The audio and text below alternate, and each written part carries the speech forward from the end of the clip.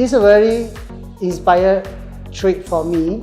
So I would like to introduce some more challenging technique, some like virtual, three-dimensional draping for the students, and also some freestyle draping for the next trick. Yeah, I will plan for them.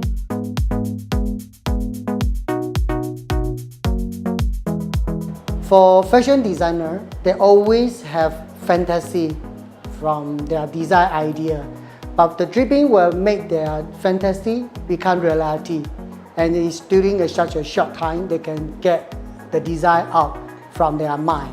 So this is very important to them.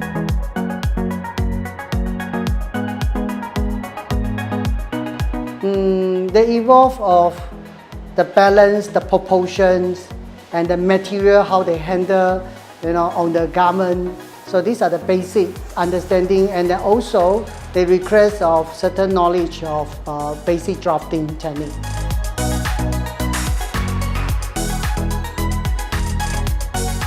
Okay, for draping, it takes about 3 steps. The first step, you're going to build your design, and then secondly, you are going to formula your design, and then lastly, you're going to rebuild the design. So the draping is build, formula, and document it, and you rebuild.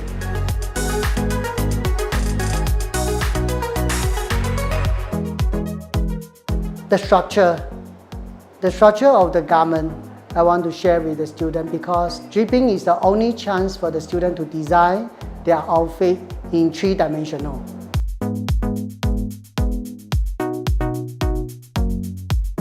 Alright, so from the basic design, you need to look at the length of your design and the material you are going to use.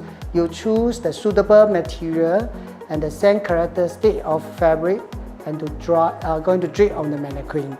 So that is very important for the beginning.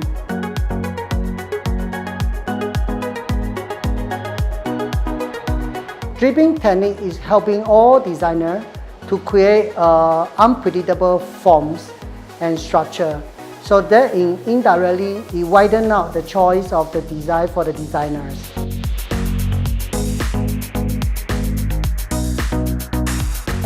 What can I say? If I go back to my hometown, the only thing I can remember is the energy of the Hamstech, the faculty and the students. They're full of energy, and they're eager to learning new technique and new skill.